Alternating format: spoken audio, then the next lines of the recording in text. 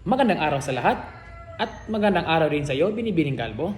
Ako po ay magkukwento at ang pamagat ng aking kwento ay ang nakakatakot at misteryosong kwento sa Lamanok Island sa Anda, Bohol.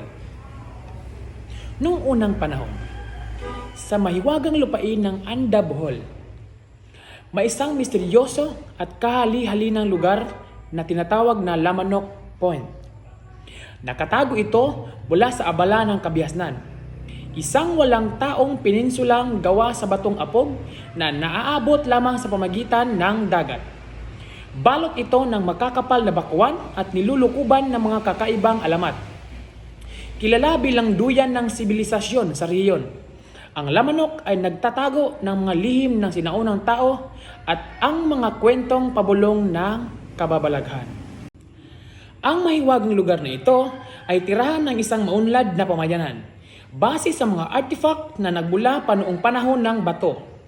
Ngunit hindi lamang kasaysayan ang nananatili rito. Ang Lamanok ay naging tahanan din ng mga espiritu at ritual. Ang mga tambalan o shaman ay bumibisita sa mga kuweba rito upang magsagawa ng mga banal na alay. Tumatawag sa mga diwata para sa kagalingan, masaganang ani o proteksyon. Ang pangalang Lamanok ay sinasabing nagmula sa mga manok na madalas na iniaalay sa mga seremonyang ito. Isang araw, may mga manlalakbay na naglakas loob magpunta sa kakaibang lugar na ito. Sumakay sa bangkang disagwan at tumawid sa mababaw na tubig. Sa kanilang pagdating, pumasok sila sa isang mundo na kakaiba sa lahat. Sa madilim ng mga kuweba, ang sinaunang mga banga ng libingan at mga kabaong na kahoy ay nagkukwento ng mga tradisyong matagal nang nakalimutan. Habang ang mga fossil ng dambuhalang kabibe ay nagpapahiwatig ng makalumang nakaraan ng peninsula. Ang ilan sa mga matatapang ay nagsasabing nararamdaman nila ang mga presensya ng mga espiritu o kaya'y nakakakita ng mga dewende na nakaupo sa mga batuhang ledge. Ngunit ang pinaka nakakatakot na kwento ay tungkol kay Kaiska, ang itinapong mangkukulam.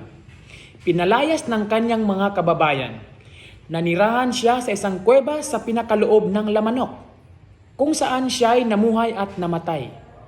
Ayon sa alamat, ang kanyang multo na may napakahabang buhok na maaring sumakal sa sinumang nangahas ay nananatiling gumagala sa kanyang iniwang lungga.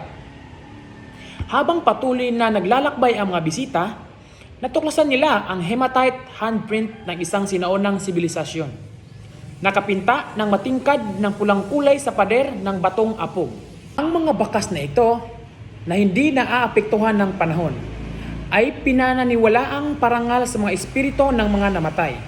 Sa paligid, makikita ang isang kabaong na kahoy na may patag na bungo. Patunay ng kakaibang kaugalian ng sinaunang mga taga-Bohol. Hanggang ngayon, nananatili ang Lamanok Point bilang isang lugar ng kababalaghan at hiwaga, kung saan nagtatagpo ang kasaysayan at kababalaghan. Ang sinumang maglakas loob na magtuklas sa kalaliman nito ay umuwi na may dalang kwento ng isang lupain kung saan huminto ang oras at ang mga espiritu ng nakaraan ay patuloy nang bumubulong ng kanilang mga kwento. At sa gayon, ang alamat ng Lamanok ay patuloy na nabubuhay. Umaakit sa lahat ng makaririnig ng kanyang pangalan. Yun lang po at maraming salamat.